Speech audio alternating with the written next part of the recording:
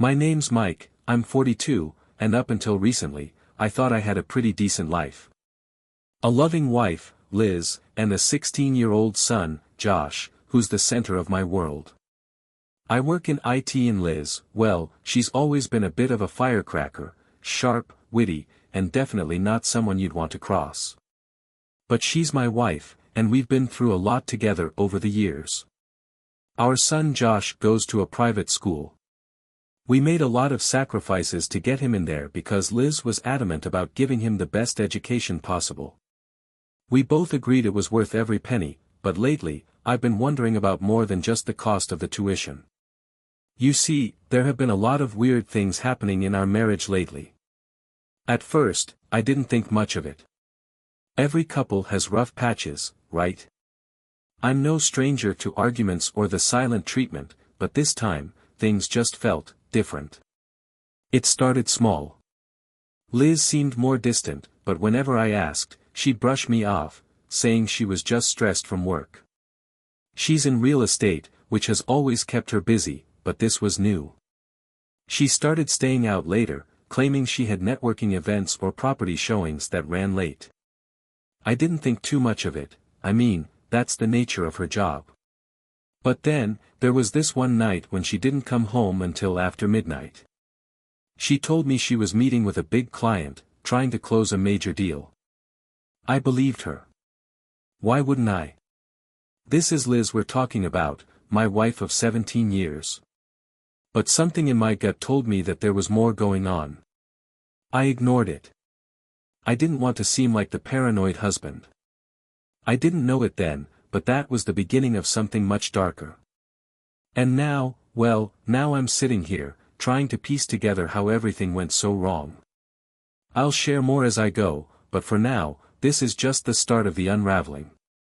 Keep watching, because it only gets more complicated from here. So, where was I? Oh, right, Liz coming home late that night. After that, things slowly started to shift in our home. It was subtle at first, like a faint hum in the background that you don't really notice until it gets louder. Liz's excuses became more frequent, client meetings, business trips, or property tours that suddenly popped up at odd hours. And every time I'd ask her about it, she'd just snap back with some sarcastic comment like, "Oh, so now you don't trust me," or, "Mike, I'm trying to provide for our family. You should be happy I'm working this hard." She always had a way of making me feel guilty, like I was the one being unreasonable. And maybe I was. After all, she's always been an independent woman, strong, confident, and fiercely protective of her space. That's one of the reasons I fell for her. But lately, that independence felt more like distance, a wall I couldn't quite climb over. Then there was Josh. I tried to stay strong for him, keeping everything as normal as possible. But even he started noticing something was off. "Dad, is Mom mad at you?" he asked me one night while we were watching TV. It caught me off guard. "No, buddy, she's just busy with work. You know how it is." I smiled, hoping it was enough to reassure him. But I could see the doubt in his eyes. Kids pick up on things, even when you try to hide it. A few weeks passed, and Liz seemed more and more wrapped up in her own world. We stopped having dinner together as a family, and when she was home, she'd always be on her phone, texting someone with this intensity one hadn't seen before. She'd smile at her screen, quickly lock it when I came close. I told myself it was just work, but deep down, my mind was starting to go places I didn't want it to. I started to feel like a stranger in my own home. There was this tension, this sense that something was being kept from me. But Liz, in her usual style, brushed it all off. She's always been the type to hold her cards close, never one to wear her emotions on her sleeve. It made her hard to read sometimes, but I never thought she was hiding anything from me. Not until something happened that I couldn't ignore anymore. But that's coming. For now, I was still trying to convince myself everything was fine, just a bump in the road. Little did I know, that bump was about to turn into a full-blown wreck. After that conversation with Josh, I couldn't shake the feeling that something was seriously wrong. Liz and I barely spoke, and when we did, it was mostly about surface-level stuff, bills, Josh's school, dinner plans. Nothing real. Nothing deep. But that's how Liz was. She could shut people out when she wanted, and lately, it felt like I was the one standing on the other side of that door. The late nights continued. Some days, she wouldn't come home until well after midnight. Other times, she'd leave early in the morning, saying she had an urgent showing. It was all so convenient. But still, I wanted to believe her. I didn't want to think my wife, could be doing anything behind my back. One night, Liz came home particularly late, and this time, I noticed something different. Her hair was a bit disheveled, her clothes slightly wrinkled, like she hadn't just come from a business meeting. She looked off. I asked her how her night went, and she snapped at me. "Why do you always ask me that?" "It's work, Mike. I'm exhausted, okay?" Her defensiveness stung. But what really threw me was her next move. She didn't head to our bedroom, where she usually unwound after long days.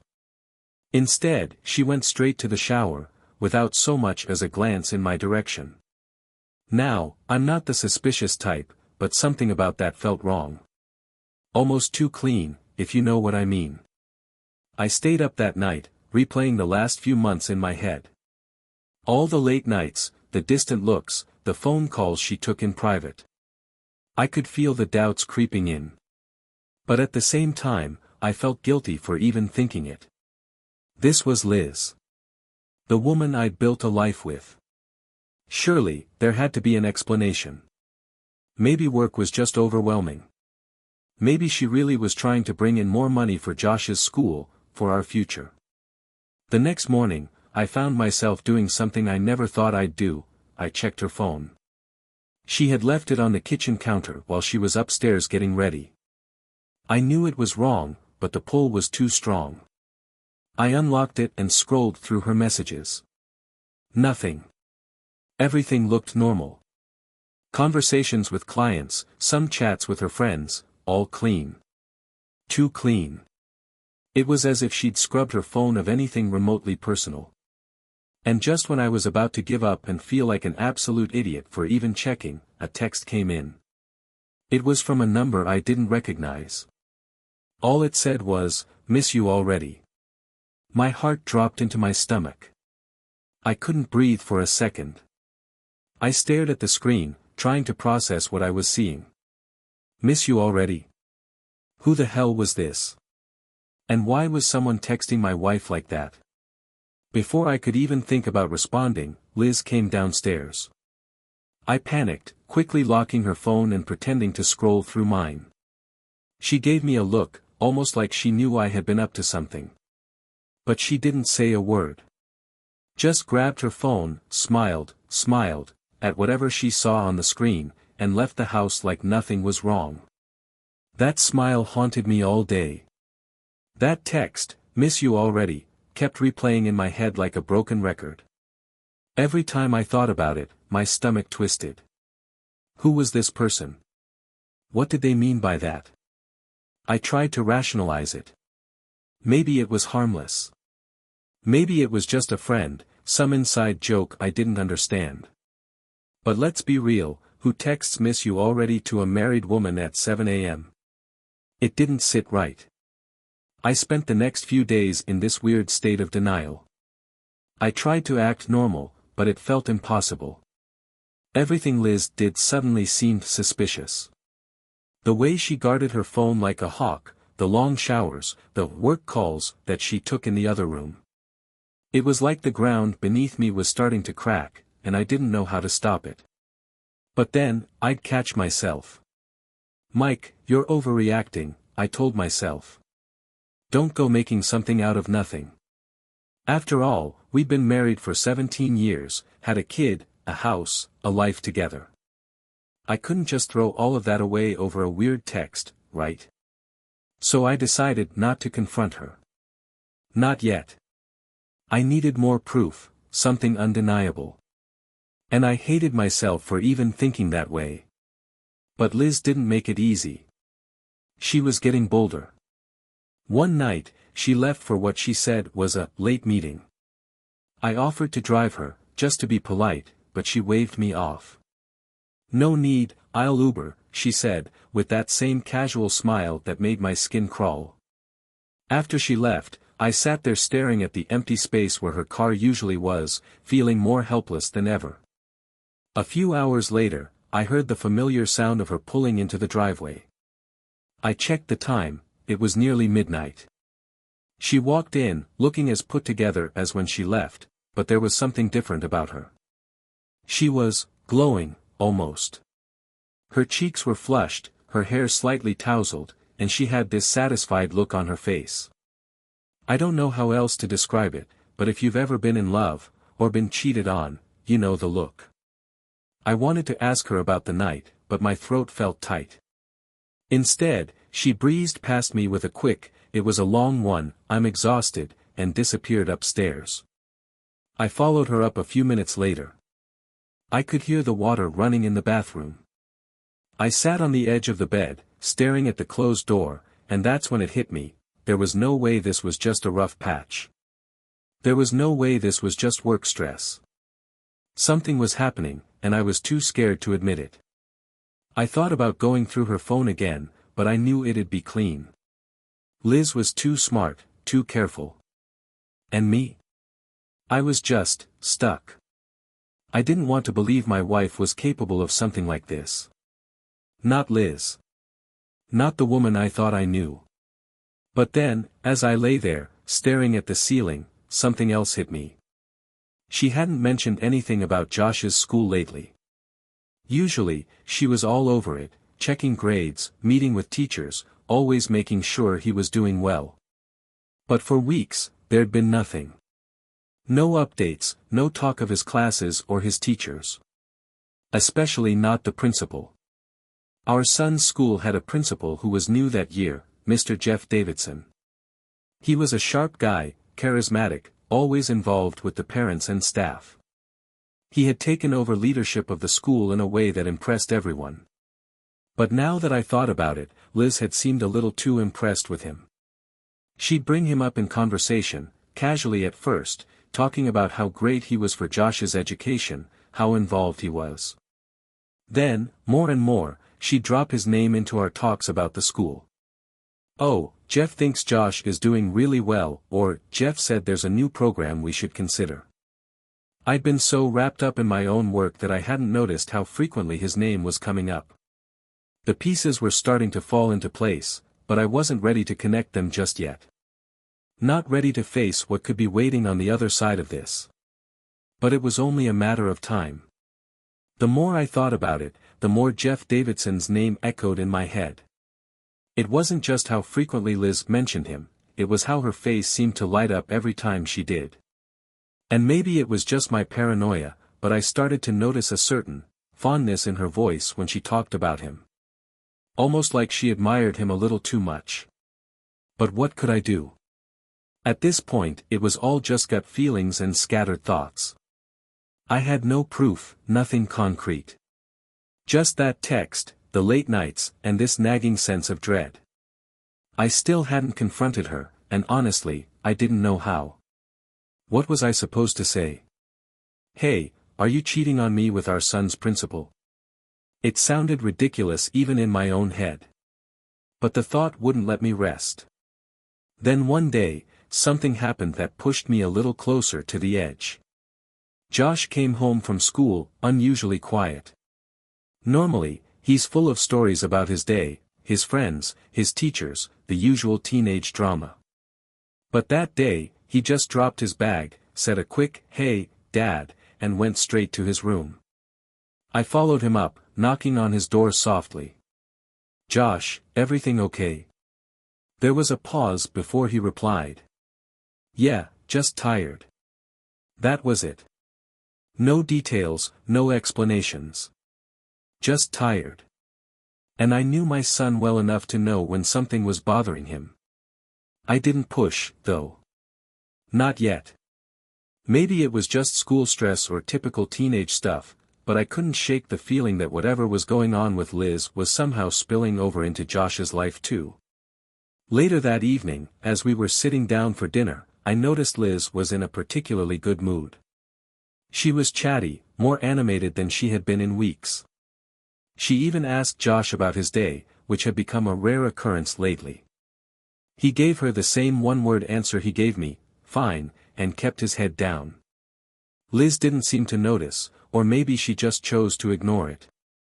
But I didn't miss the way Josh's eyes lingered on her for a moment, like he was seeing something I couldn't. It was subtle, but I could tell something was weighing on him. I wanted to ask him right there, but with Liz at the table, I held back. Instead, I focused on Liz, watching her closely. Every time her phone buzzed, she'd glance at it and smile, that same smile that was beginning to haunt me. That smile I hadn't seen directed at me in what felt like forever. Then came the next blow, one I didn't see coming. A week later, I got a call from the school. At first, I thought it was something about Josh, maybe grades or some issue with his classes. But no. It was Mr. Davidson himself. "Hi, Mr. Thompson," he said in that smooth, professional voice. "I wanted to personally invite you and your wife to a parent-teacher event we're hosting next Friday. It's important that we touch base about Josh's progress, and I think you'll find it valuable." Something about the way he said "you and your wife" made my skin crawl. It wasn't what he said, it was how he said it. Almost as if he was looking forward to seeing her. My throat tightened as I forced myself to respond. "Sure, we'll be there." When I told Liz about the invitation later that night, she didn't seem surprised at all. In fact, she looked excited. "Oh, yeah, Jeff mentioned that event to me last week," she said, casually throwing in his first name like it was no big deal. "I think it'll be good for us to go." She said us, but it didn't feel like she meant me. And now I knew I couldn't ignore it anymore. I was done with guessing, done with second-guessing myself. I needed answers, and I needed them soon. Whatever was happening, I was going to find out. But little did I know, I was getting closer to a truth that would change everything. That parent-teacher event was looming over me like a dark cloud. Something was going to happen that night, I could feel it. And I wasn't sure if I was ready to face what I'd discover. The week leading up to the parent-teacher event was a blur. I was walking around in a daze, my mind constantly buzzing with questions I didn't want to ask, but couldn't ignore.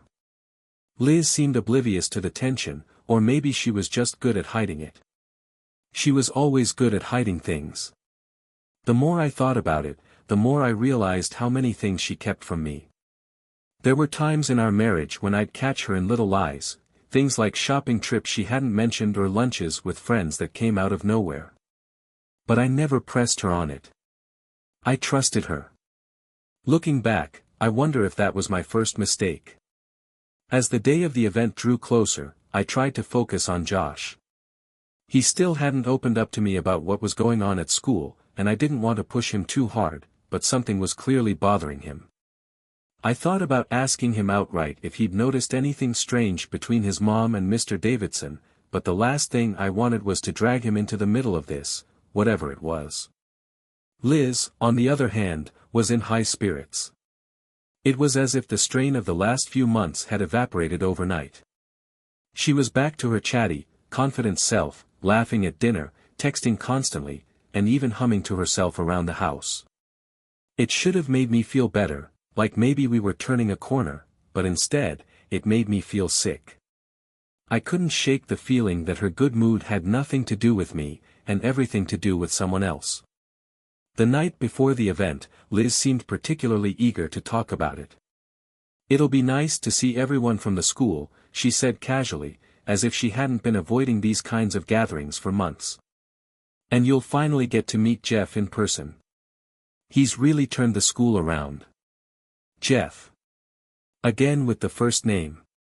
It grated on my nerves every time she said it, like she was trying to normalize how comfortable she was with him. "Yeah, I'm looking forward to it," I replied, keeping my voice neutral, though my insides were twisting into knots. It'll be good to talk to him about Josh. Liz barely looked up from her phone as she answered. Oh, I've already talked to him about Josh's progress. He says Josh is doing fine, but he's got a few suggestions for how we can help him stay on track. You know, some extra focus on his college prep and all that. I felt a surge of anger rise in me, but I bit it back. Of course, she's already talked to him. Why wouldn't she have? After all, they seem to be in constant contact these days. But instead of saying anything, I just nodded. I guess we'll hear more about that tomorrow. As I lay in bed that night, my mind raced. All the little signs, all the pieces that didn't fit, it was all coming together, but I still didn't have the full picture. I was standing on the edge of something, and I knew that once I stepped forward, there'd be no going back. The next day at work, I could barely focus. My mind was consumed with thoughts of Liz, of Mr. Davidson, of what I might see or hear at the event that night. I wanted to confront her so badly, but I needed more than just suspicions. I needed proof, something undeniable. When I got home, Liz was already dressed, looking more put together than I'd seen her in months. She wore a dress that hugged her in all the right places, and her hair was perfectly styled. She even had on makeup, which she hardly ever wore unless it was for a special occasion. You look nice, I said, unable to hide the bitterness in my voice. Liz gave me a quick smile, but it didn't reach her eyes. Thanks. I thought I'd make an effort. After all, it's a big night for the school. The school. Sure. It was all about the school. The drive to the event was quiet.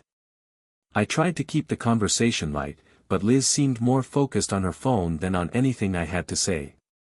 Every time it buzzed, she'd glance at the screen and smile before locking it and putting it away. I didn't ask who it was. I didn't need to. When we arrived, the school was buzzing with parents, teachers, and staff. I could see groups of people chatting, laughing, and catching up, but I wasn't interested in any of that. My eyes scanned the room, searching for one person, Mr. Davidson. And then, I saw him. He was standing near the front, talking with a few other parents, his back to us. He looked exactly how I remembered him from the school website, tall, clean-cut, and annoyingly charming. As we walked in, Liz spotted him immediately. Her face lit up, and without even a glance at me, she made a beeline for him. I followed slowly, my heart pounding in my chest. I was about to get the answers I'd been dreading, whether I was ready for them or not. But I had no idea just how bad it was going to be. That night, everything would finally come crashing down. As Liz walked ahead toward Mr. Davidson, I followed slowly, my mind racing. There was this heavy feeling in my gut, like I already knew what was coming. My feet felt like they were moving through quicksand, every step harder than the last. This was it, the moment I'd been dreading for weeks. All the doubt, the suspicions, the little signs, it was all about to make sense. I just didn't realize how brutal the truth would be. Liz reached Mr. Davidson before I did, and I watched as she touched his arm, a gesture that was far too familiar for two people who were supposed to be nothing more than acquaintances. He turned around, smiling when he saw her, and for a moment, it was like I wasn't even there. Just Liz and him, caught in their own little world. I forced myself to walk over, and as I got closer, Mr. Davidson finally acknowledged me. "Mike, right?" he said, reaching out to shake my hand. His voice was smooth, professional, but there was something in his eyes, something that made my skin crawl. "Yeah, Mike," I replied, gripping his hand a little too tightly. "Nice to meet you." Liz stood there, her smile still plastered on her face, but I could see the tension in her eyes. She was nervous, trying to keep things together. And for a moment, I wondered if maybe I was wrong, if maybe this was all in my head. But then, Mr. Davidson's phone buzzed, and he glanced at it, a flicker of something crossing his face. He quickly shoved the phone back into his pocket, but not before Liz shot him a look a look I'd seen before. The same look she gave me when she was hiding something. I didn't say anything. I couldn't. Not yet. We made small talk for a few minutes, but I was barely listening. I was watching them, watching the way they interacted. There was an ease between them, a comfort that shouldn't have been there. And as much as I wanted to deny it, I couldn't. It was staring me right in the face. Eventually, we all took our seats for the parent-teacher event, and Liz sat next to me, her phone in her hand, texting away. I could feel the distance between us, the invisible wall that had been growing for months. She was right there, but she felt a million miles away. Halfway through the presentation, I couldn't take it anymore. I leaned over to her, whispering in her ear. "Who are you texting?" Liz barely glanced at me, her fingers still tapping away. "Just a work thing. Nothing important." "A work thing. Right." My stomach churned as I sat back in my chair, clenching my fists. This was it. I was done playing the fool. When the event finally ended, I watched as Liz and Mr. Davidson exchanged a quick look before she turned to me. "I'm going to say goodbye to a few people," she said, her voice casual, almost too casual. "I'll meet you at the car in a few minutes." I nodded, but I had no intention of going to the car. Instead, I hung back, watching as Liz made her way toward the hallway, Mr. Davidson following close behind. My heart was pounding in my chest, my mind racing with every possible scenario. I knew something was about to happen. I could feel it. I waited until they disappeared around the corner before following them, keeping my distance. The school was mostly empty now, and the hallway was quiet, save for the sound of their footsteps echoing off the walls. I crept closer, my pulse hammering in my ears, and as I rounded the corner, I saw them. There, standing outside the principal's office, was Liz, and Mr. Davidson. But it wasn't just them talking. They were standing too close, their bodies angled toward each other in a way that screamed intimacy. And then it happened. Liz reached up, her hand resting on his chest, and before I could even process what I was seeing, she leaned in and kissed him. My world shattered. I stood frozen, my heart in my throat, unable to breathe. My wife, was kissing another man. And not just any man, but the principal of our son's school. The man she'd been talking about so much. The man she'd been hiding behind all those excuses. They broke apart after a few seconds, and I must have made a noise, because Liz turned around, her eyes widening when she saw me standing there. Her hand flew to her mouth, panic flashing across her face. "Mike," she started, but I didn't let her finish. "I knew it," I whispered, my voice shaking. "I knew something was going on. You've been lying to me this whole time." Mr. Davidson stepped forward, his hands raised as if to calm me down. "Mike, listen, this isn't what it looks like." I couldn't help but laugh, a bitter, hollow sound that echoed down the empty hallway. "Isn't what it looks like? You think I'm blind?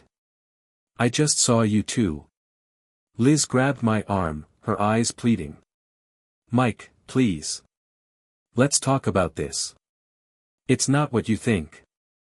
I jerked my arm away from her, my vision going blurry with anger. "Not what I think. Liz, you're kissing him. In our son's school. Behind my back. What the hell do you think I'm supposed to believe?" She didn't have an answer. She just stood there, staring at me, her face pale, her hands trembling. And in that moment, everything, came crashing down. All the lies, the excuses, the nights I spent wondering where she was, who she was with. It was all right there in front of me, laid bare for the world to see. I turned and walked away, not bothering to hear her explanation. There was nothing left to say. Nothing she could say that would fix this. The truth was out, and there was no taking it back. That night, my marriage ended. And in the worst possible way. I stormed out of the school that night, my heart pounding in my chest, my mind racing. I could still see Liz and Mr. Davidson in that hallway, kissing, like my entire marriage didn't matter. The drive home was a blur, my hands gripping the steering wheel so tightly that my knuckles turned white. My world had just imploded, and all I could feel was anger, betrayal, and disbelief. How had we ended up here? I was ready to file for divorce. I didn't care about explanations or excuses anymore. The truth had been laid out right in front of me, Liz was cheating, and I was done. But then, something strange happened. The next day, just as I was preparing to speak with a lawyer, I got a phone call from Mr. Davidson. Of all people, him. I almost didn't pick up. I wasn't interested in hearing any more lies, but curiosity got the better of me. I answered, my voice cold. What do you want? Mike, please, he began, his tone surprisingly calm. I know you don't want to talk to me, but you need to hear this. I'm not the guy you think I am. I almost laughed. Not the guy I think. You kissed my wife.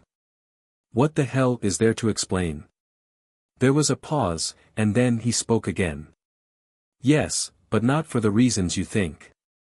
Mike, you need to understand something, I'm not her affair partner. I never was. That threw me off. I didn't know what to say. What are you talking about? He sighed, and for the first time, I heard the exhaustion in his voice. It was a setup. The kiss, the meeting, it was all planned to expose Liz for what she's been doing. I've known for a while that she's been cheating, but not with me. She's been seeing someone else, and I wanted to give you a reason to see the truth. I froze, my brain trying to process his words. Wait, you set this up? I did, he admitted. I've been trying to get your wife to confess for months.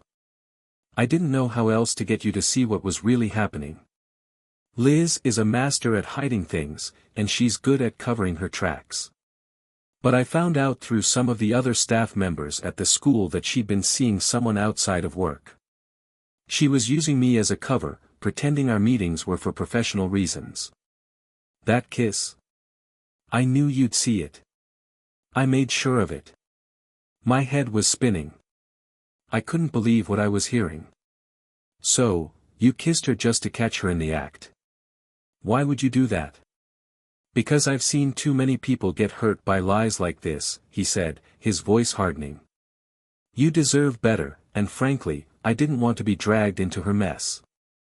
I was just another one of her excuses, Mike. She played you, and she was trying to play me too. I sat down, my legs feeling weak. So she wasn't having an affair with you? No, he replied firmly. But she is having an affair. Just not with me. The air left my lungs. I'd been so sure, so convinced that it was him.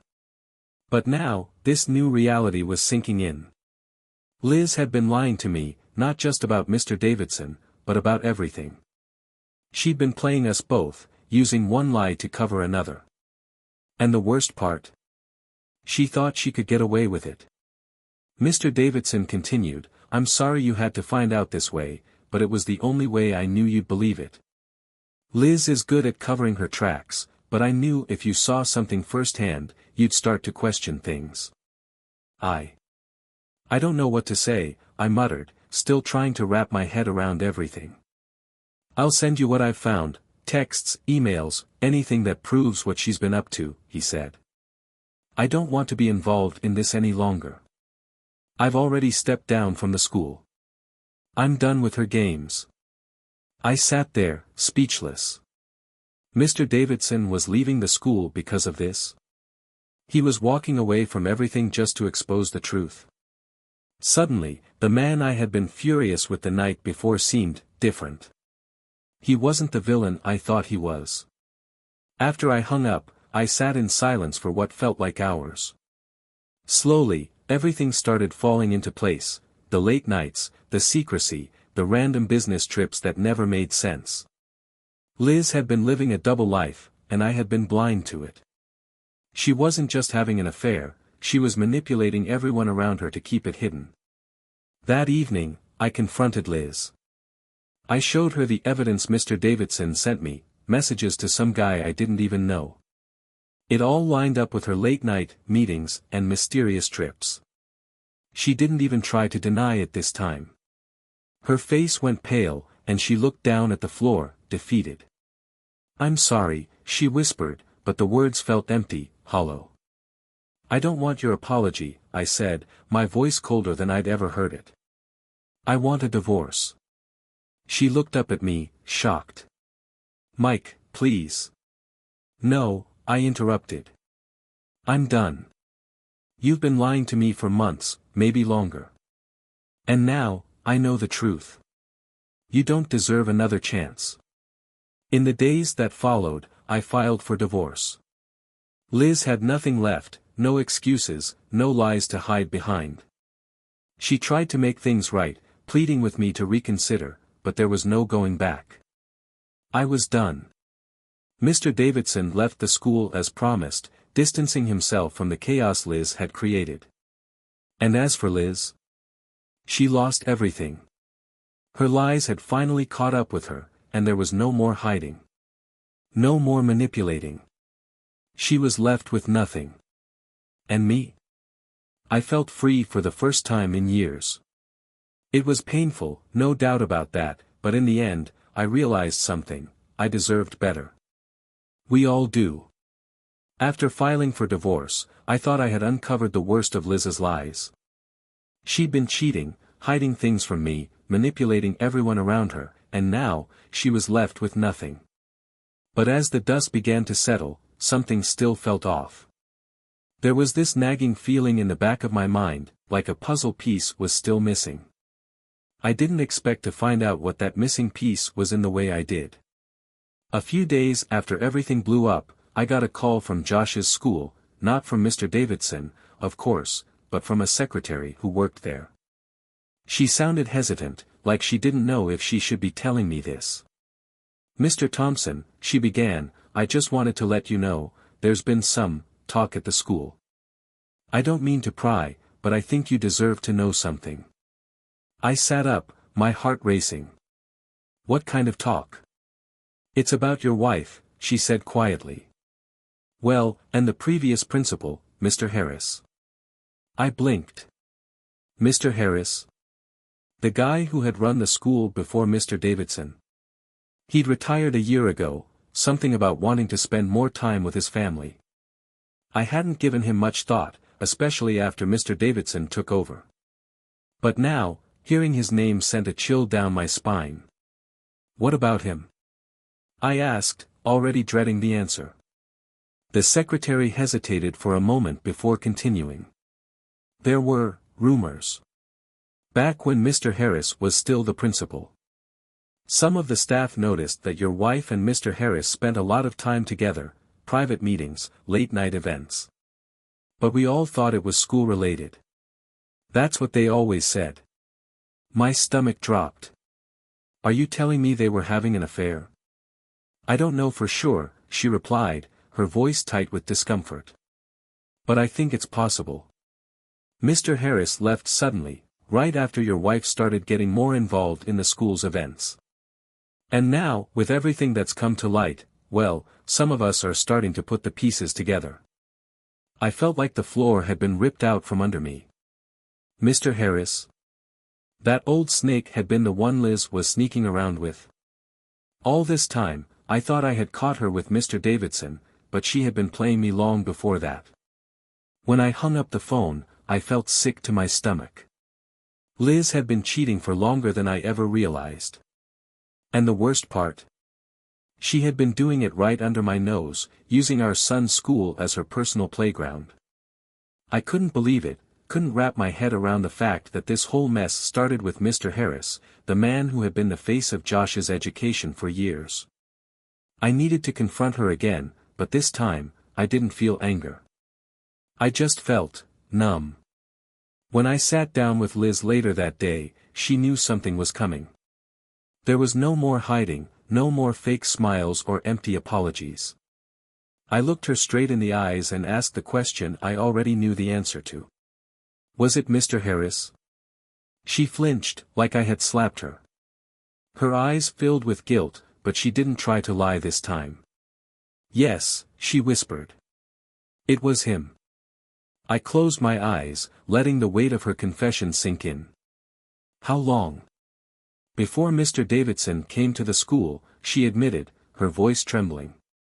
It started, a couple of years ago.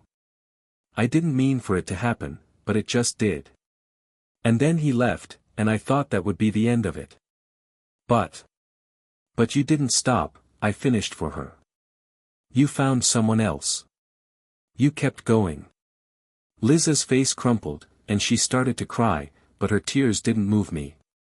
I was done feeling sorry for her. This was beyond betrayal, it was an entire web of lies she had spun, dragging our family through the mud in the process. I'm sorry, Mike, she sobbed, reaching for my hand, but I pulled away. I didn't mean for any of this to happen. I shook my head, standing up. You didn't mean for it to happen. Liz, you had an affair with Josh's principal, 2 of them. How many more lies are you going to tell me? There was nothing left to say. The woman I had once loved was gone, replaced by someone I didn't recognize anymore. And the sad part?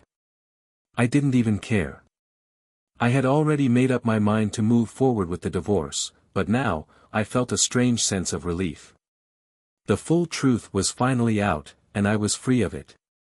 When I told Josh about the divorce, I expected him to be angry, confused.